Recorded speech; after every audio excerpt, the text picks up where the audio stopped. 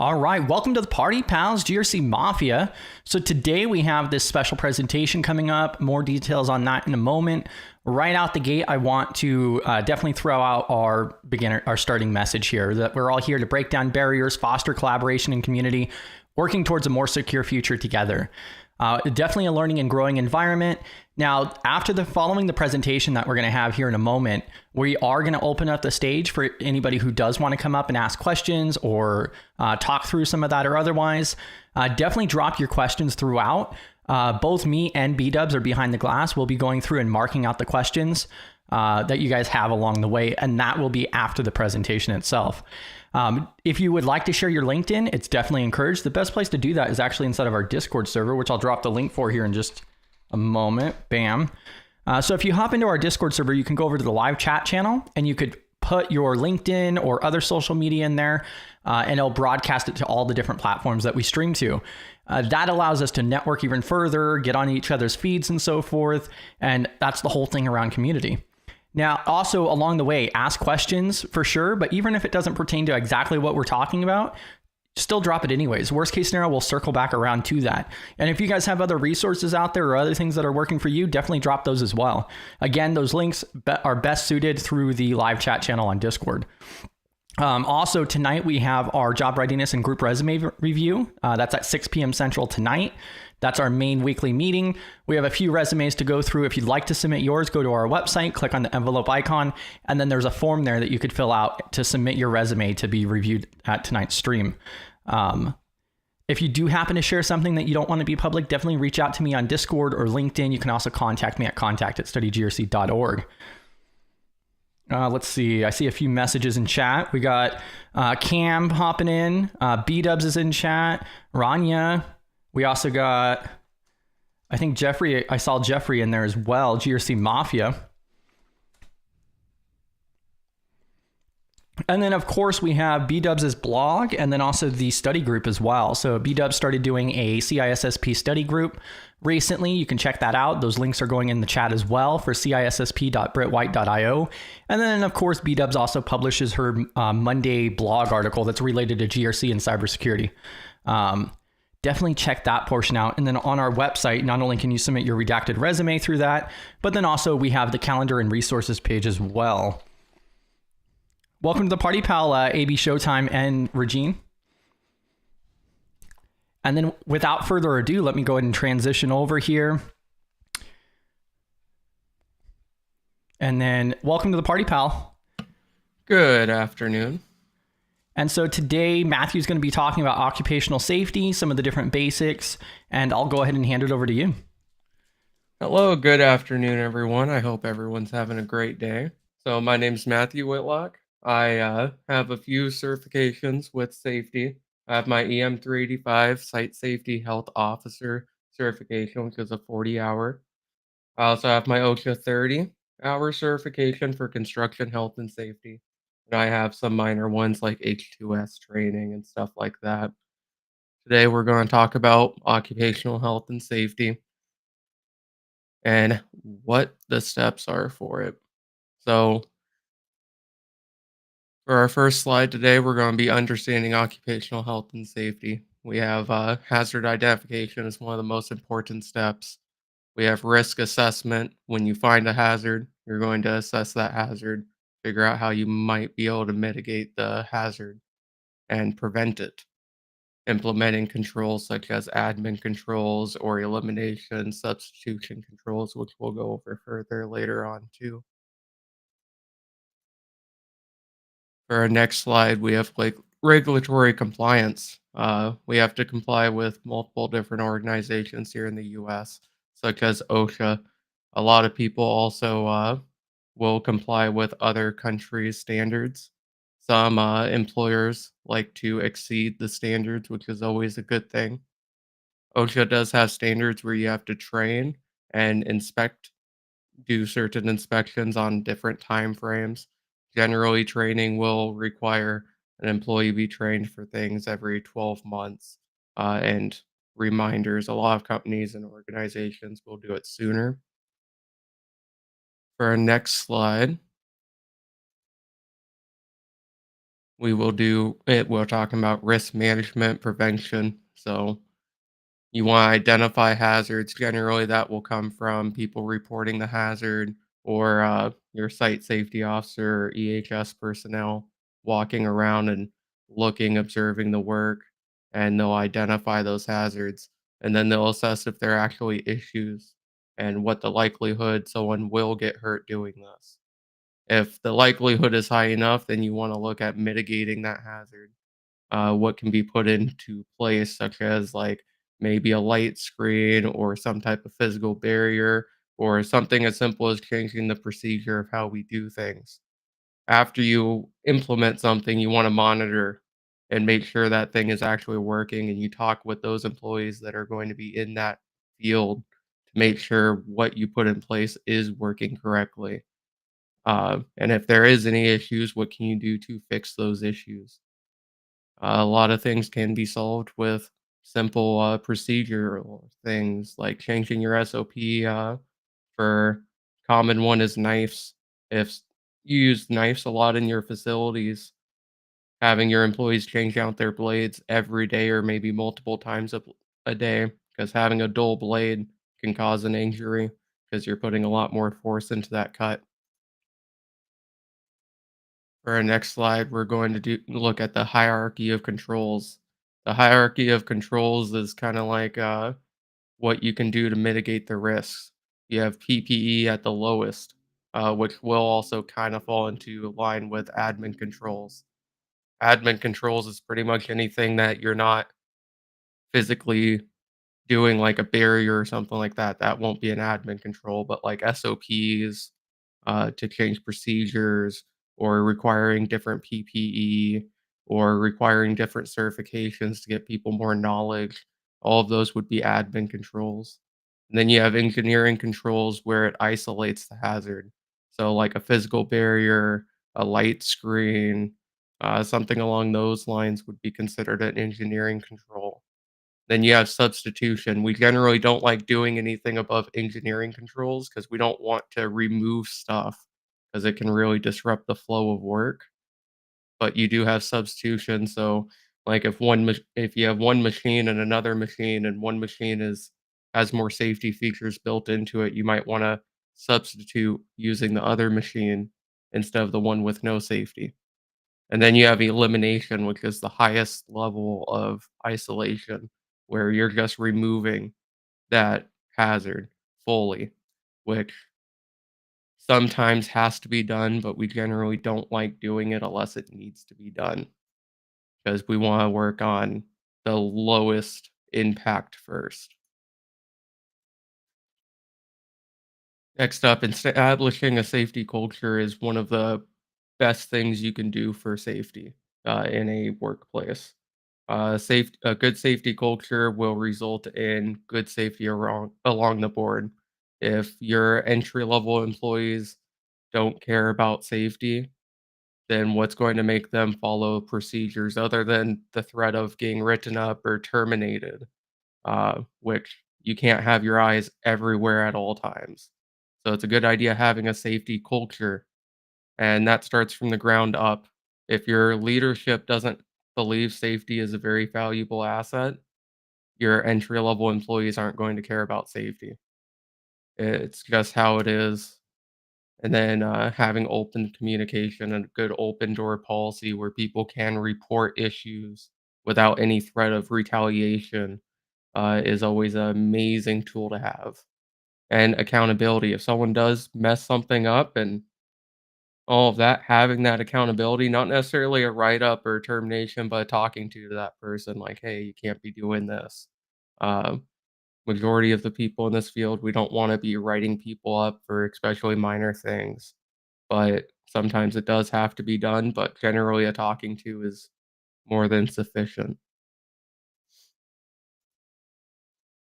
Next up, we're going to be talking about the cost. So not following safety regulations and not having a good safety culture can really impact finances. You can get fines and penalties from OSHA if they do get reports of you doing something that's not safe. They may come out and inspect your facility, And if there are findings, you could get off with a warning, but you could also get off with a hefty fine, and they also have the power to be able to shut down businesses. If it's a constant issue and the employer is not resolving it, they can take action. But even worse, you also have your reputation you can lose. There has been an upswing in people that when companies are treating their employees poorly, people will boycott those companies. We've seen it with with a few different companies recently where that's happened. You don't want to risk your reputation, and then you have productivity. If one of your employees get injured, especially if you're on a production line, you're now having to slow down production or bring employees from elsewhere to be able to fill in for them if they're not at work. And you're also paying into work comp and all of that stuff. And we don't want to be doing that. We want people at work and we want them healthy and safe.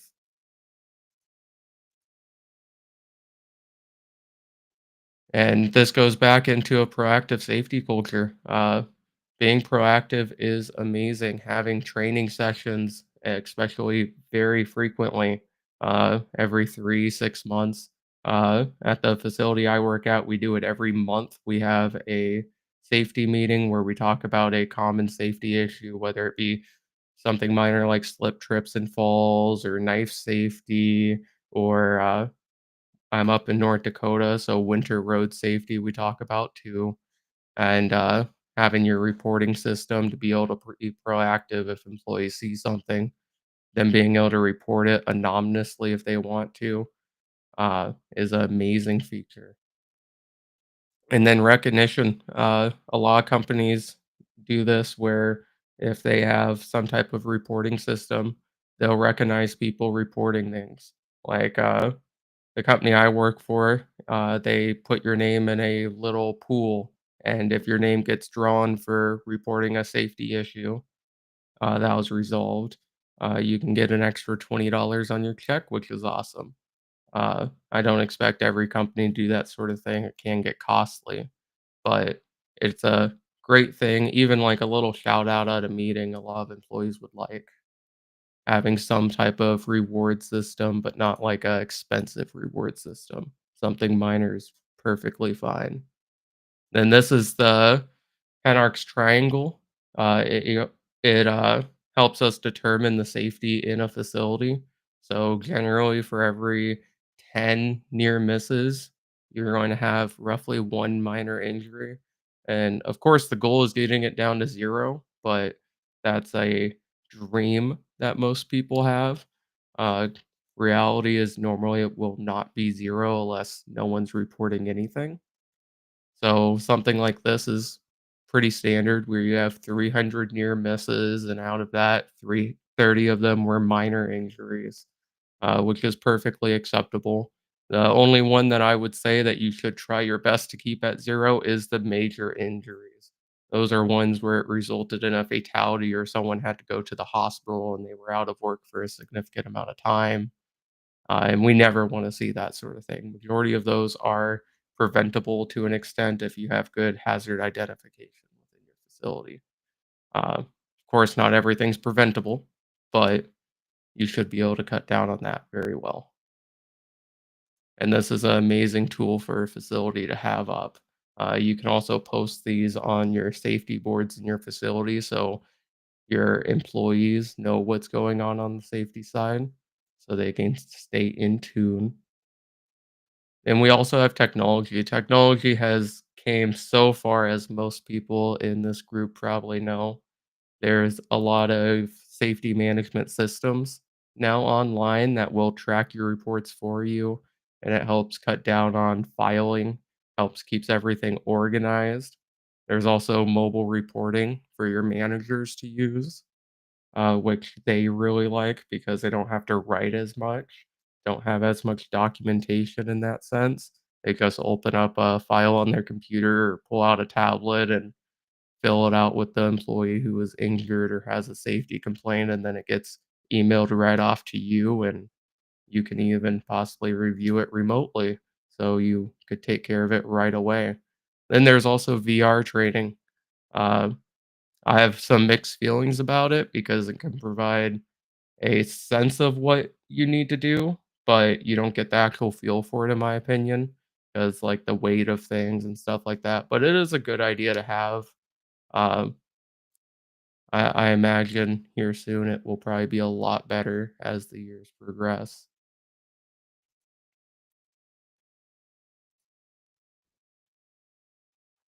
And integrating safety into a workplace. So generally, you start with assessing it, make sure everything's good, identify any type of issues, do multiple audits when you first get into a facility, uh, kind of get the feel for everything, and then start planning, uh, see what needs to be done if maybe the workplace culture is poor, implement like safety plans, like having a safety team to assist you is an amazing idea.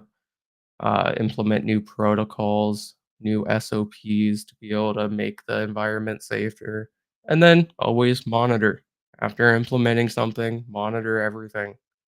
Make sure everything's going smoothly that you do put into place.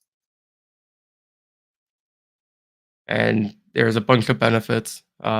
We've seen as incident rates decline, your productivity will improve because people aren't out of work as often for injuries. Overall culture will increase, which the mental health of employees will also kind of increase too because they're not as worried about getting hurt. And we, of course, want employees to want to come to work, which, if you're not running a safe environment at work, the higher chance employees aren't going to want to be there. They may look for other employment, which will hurt your productivity. And then cost. Uh, it's not a hidden fact that running a safe environment at work, although it can cost a decent amount of money, it'll also save you a lot of money because you're not going to be paying as much for insurances. You're not going to be paying as much when someone gets hurt. So our key takeaways today: prioritize safety as a culture value. Prioritizing safety is not hard to do. Uh, Generally, what I would recommend is keeping your head on a swivel. If you see something, say something. Even if it may not be a safety issue, if it looks like it may be unsafe or could result in a type of injury, notify your safety personnel. Let them know about it because if they don't know about it, how are they supposed to fix it? Whether that be through anonymous reporting or sending off an email or talking to them directly.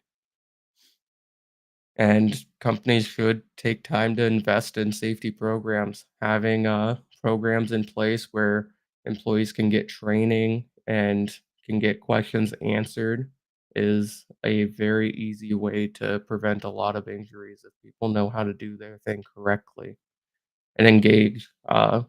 And as engagement, I don't mean the safety personnel's engaging with entry level employees, even though that's an amazing thing to do, but also your leaders. If you're in a factory, your factory manager, if you're in a corporate setting, whoever your boss is should also engage with you in safety to kind of enforce that safety culture.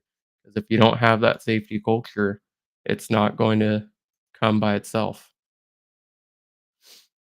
And now we're at the Q and A's. Does anyone have any questions, comments, concerns? Bam. There we go. I'm going to go ahead and drop the open stage link if anybody would like to come up and ask questions or otherwise join the conversation directly. We do have a couple things lined out. One of the first ones I wanted to address here is, let's see here. So Cam was saying, very curious if Matthew Whitlock is just Chris's occupational safety alter ego. So I probably should have addressed that at the get-go as well. So Matthew is my brother, actually. We had a conversation probably like 6 or 8 months ago regarding GRC and his realm of occupational safety, and just realizing how much overlap there is and how surprised I was that there isn't more discussions around occupational safety in our realm.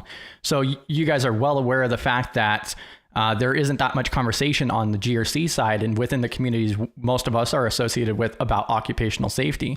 but it's such a huge overlap and such a resemblance, as a lot of people were saying in chat there. And so it took about 6 months to get him up here, but great presentation there. Thank you. Yeah, and Cam also stated that OSHA 30 was the longest 35 hours of his life. Yes.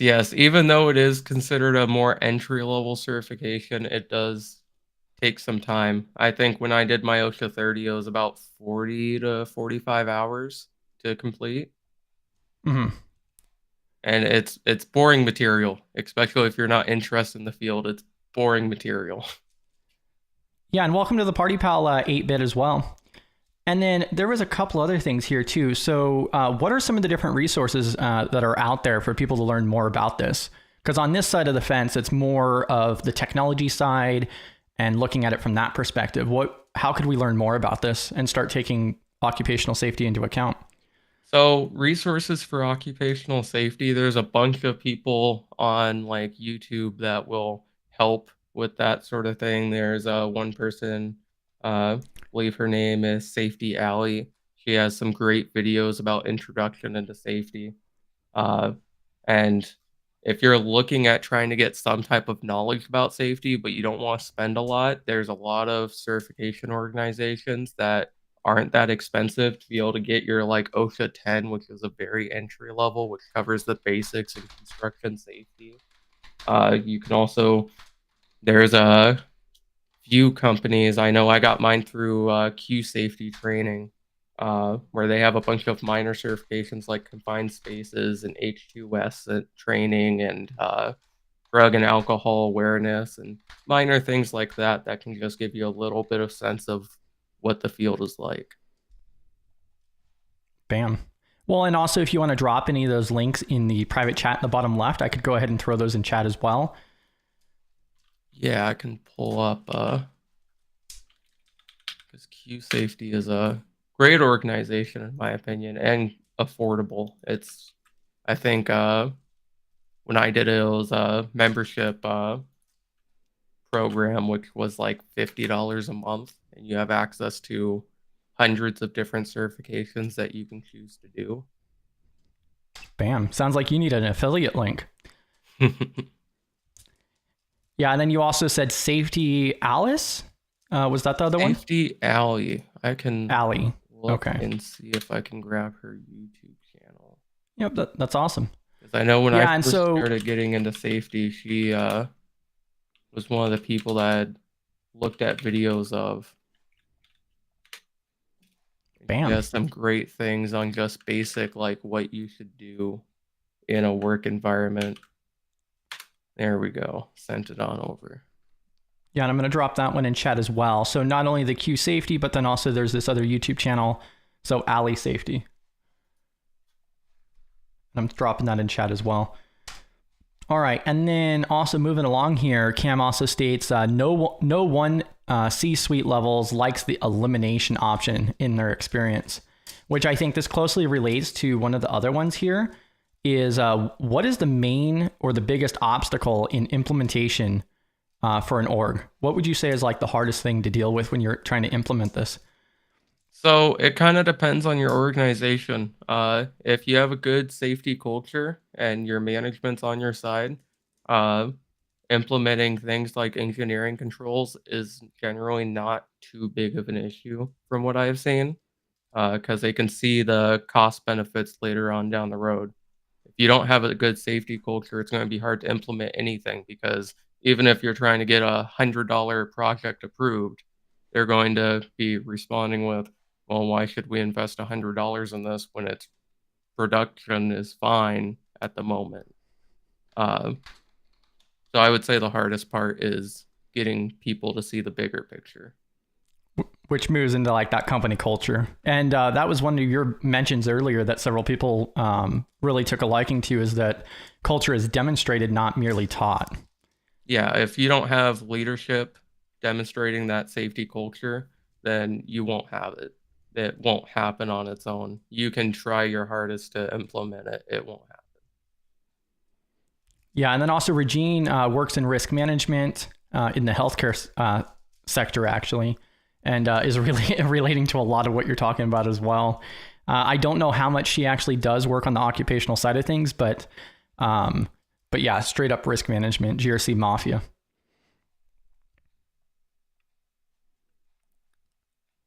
And then also Cam's talking about safety policies, which is always a flashback when doing labs or practice for GRC. Great presentation. Thank you.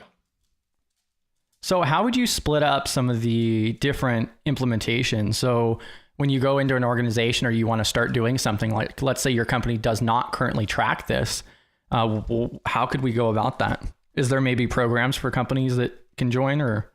By track what? Like track injury reports or track Yeah, so like if a company doesn't have any implementation for occupational safety at this time, does OSHA have like a group that you can join, or is there some type of association for companies? So there it kind of depends on your state. Like up where I'm at, there's the North Dakota Board of Safety Professionals, and there's also a few other safety organizations that'll help get you started. There's also Tri-State Safety up here. If you're starting to do safety in a new organization that hasn't had safety before, I'd recommend looking at some of the safety organizations, see if you can get some type of assistance. And also, I mean, first thing, implementing some type of reporting system for the employees would be a great first step. And going out on the floor and talking to the entry level employees that have been there for like a year, 2 years, to see what the common issues are, what are their personal issues that they have to face every day, and try to mitigate those. And if you make a good impact in those first few months that you're there, it's a good start to a good safety culture, because people are going to see like, oh, this person is actually trying, they're doing their best trying to make a good safety culture here, and better chance for them to be able to join the safety culture. Yeah. And one of your other comments earlier too was regarding zero incident company.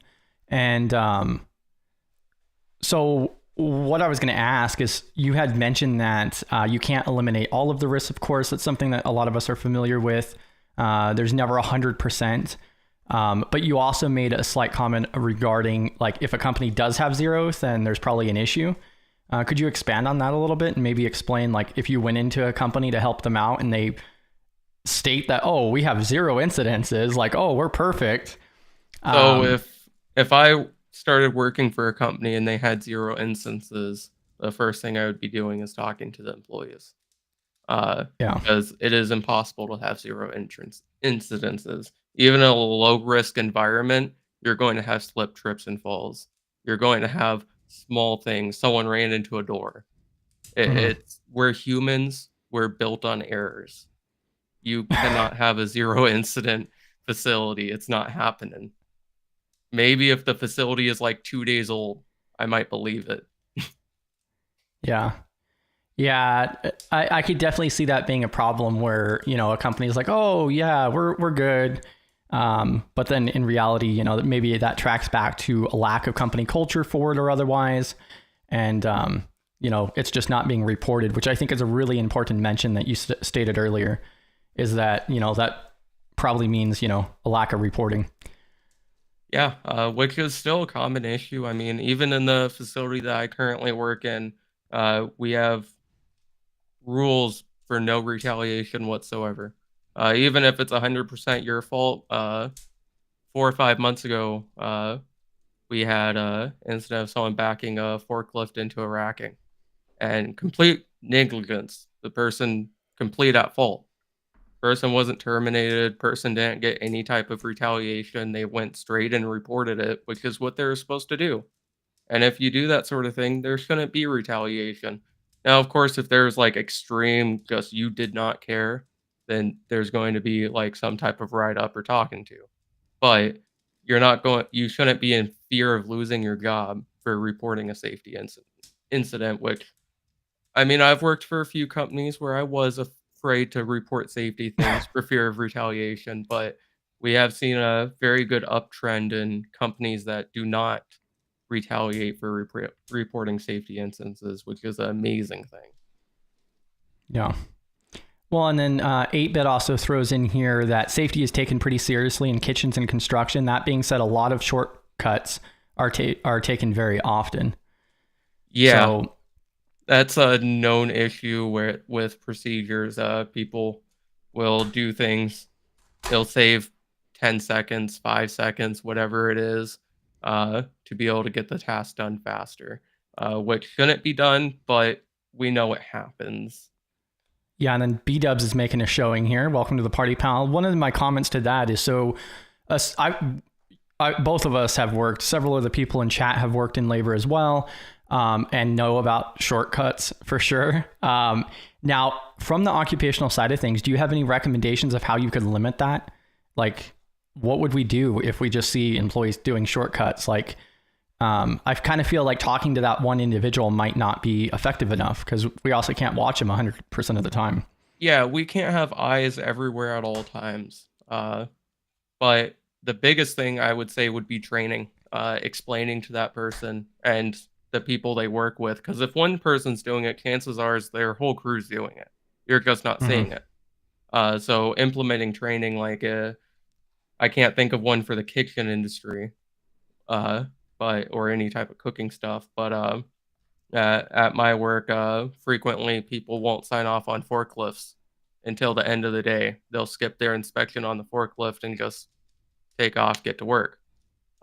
Which to kind of curve that, we would require forklift drivers to get retraining and explain the importance of inspecting it before operating it, and the importance that if something does happen and you didn't inspect it, you could have prevented a serious injury or possibly a lot of money being cost to the company because something got destroyed. Very small little shortcut right there, but can save a lot of money. Yeah. Yeah. Pretty So good insight there. training and And standards. by the way, Regine, I love that saying, struggle hustle. That's awesome. That's a great phrase there. Did you have anything to add there, B Dubs? Yeah, so I was gonna say I have experience in the construction industry, but like small scale, small business, not I mean, we had a forklift, um, but most of our issues were around saws and whatnot, because I was in the cabinet industry. But yeah, that what was the question? The shortcuts being done. I mean, it was hard to get people to wear even safety goggles out in the shop, and that's a requirement.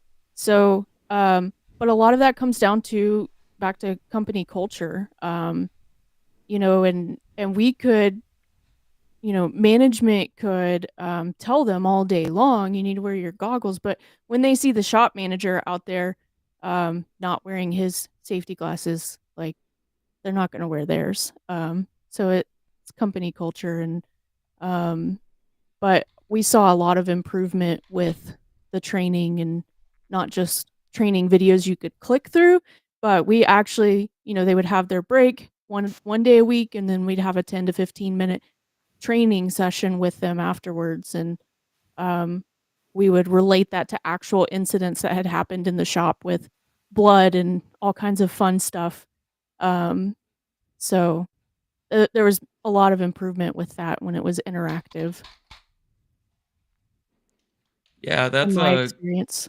that's a really good point because a lot of people, when you talk about training and safety, they immediately jump to like the boring videos that last Mhm. for 20 minutes and you fall asleep halfway through. But a lot of people in production, in construction, any type of labor job, a lot of them are hands on. So giving them that hands on training, even if doing it in smaller classes of like 10 people, so you can do the hands on training, could be a lot more effective than sitting them in front of a video and letting them take a nap. Yeah, and there wasn't anything fancy about this. I'm pretty sure it was like literal paper that we printed off from OSHA. And then my general manager would read it to them. So there's no planning. All we had to do was print it. They would write their names on the packet. There was questions in there for them to answer. We would pick up the packets after each session, and then pass them back out because otherwise they would not be returned. And that was so those packets were our documentation that they did it. It has their name on it and it's dated. And then, but no planning, nothing crazy. She would read through it. And then once we read through the OSHA lessons, then she'd be like, yeah, and last year we had this situation and this happened to so and so. And but if we did this, then it would have prevented this person from losing a finger. Um, and so relating it like that, there was some huge improvement, making it personal and engaging. And it didn't take us any extra, 10 to 15 minutes once a week. So, Yeah, and OSHA does have some things on their website to help with training and standards. They also have all of their regulations online that you can view. You don't have to buy those expensive books every year. When they update a regulation, you can view everything online. and the other part of that too is in that industry and the people that we were working with, we didn't have the technology and the computers for every person to be able to sit down and do that training, but that it wouldn't have been effective because then it's like just a checkbox for compliance, right? Um, so when we made it actually realistic, real world, you could lose a hand or your life. They got a little more serious about it. Yeah, definitely some great additions here and so forth. 8-Bit did come up. I also dropped Matthew's LinkedIn if you want to connect with him directly. I was also screwing with my microphone settings here because now it's not working. I had the struggles yesterday with that, but it's all good. Also, don't forget about the primary meeting tonight at 6 p.m. Central. And then 8-Bit, did you want to add something here? Yeah, no, because I also having a previous working in the labor market as well. I mean, not just being a chef, as you guys already know, um, but I also worked in construction as well because my father's side of the family does all asphalt, and I've seen my fair share of accidents, and some pretty nasty ones at that. But yeah, uh, you know, living in California, especially being raised there. OSHA is, constantly being touted. They put in huge signs in break rooms.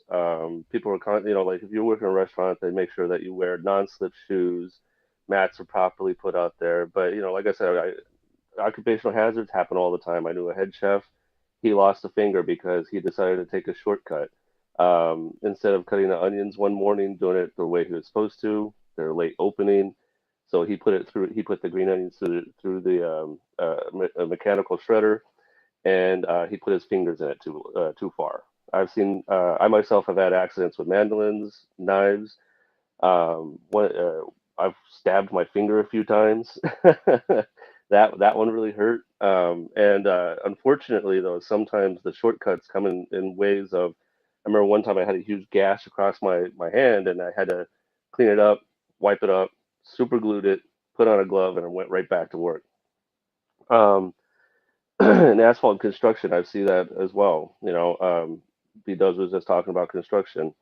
I remember when I was doing a job where they do seal coat, and they had a hot rubberized crack fill that you had to melt down, and it gets put into a tub in a container, but they couldn't get it out. So what do they do? They're like, oh yeah, just stick a stick up there, make it go ahead and see, make it flow. I was like, I'm not doing that. He wasn't wearing gloves. I'm like, I'm not doing that.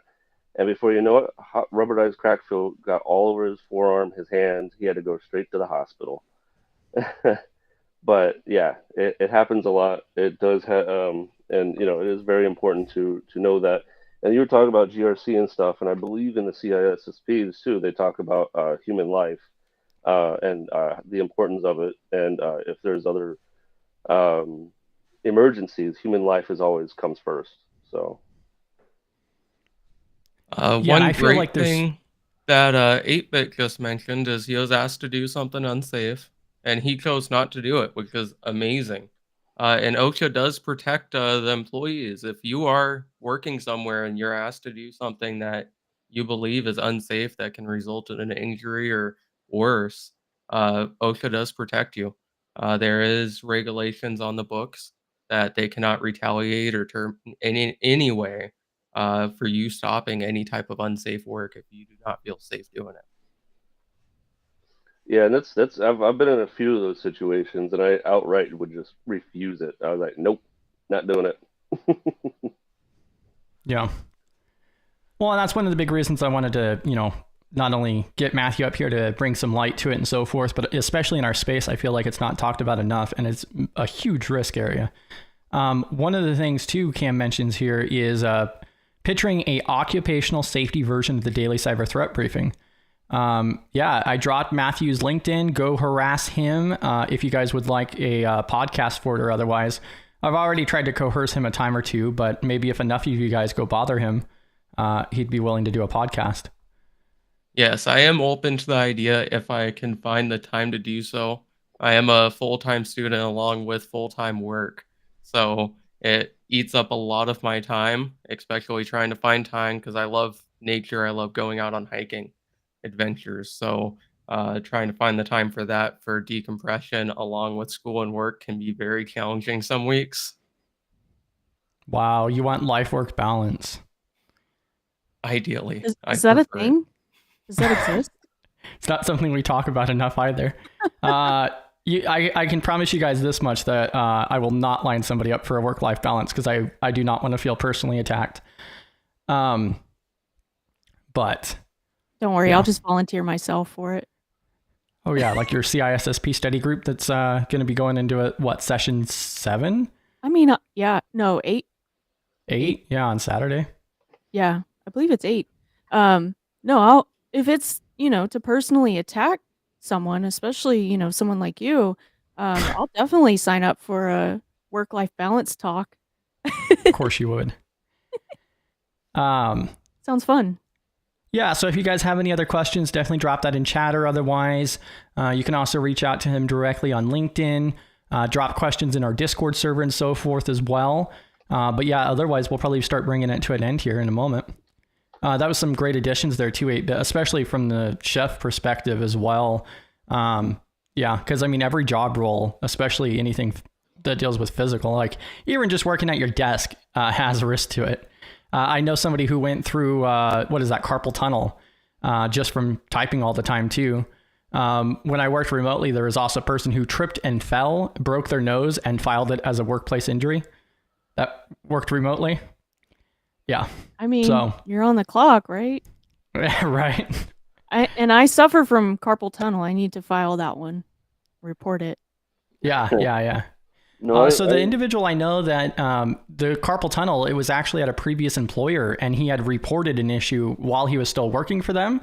And so then like 5-6 years later, he had carpal tunnel really bad. And so he had filed paperwork and all of this other stuff, and they ended up paying 100% of it. So like tens of thousands of dollars, and the previous employer ended up paying for it because those injuries were reported.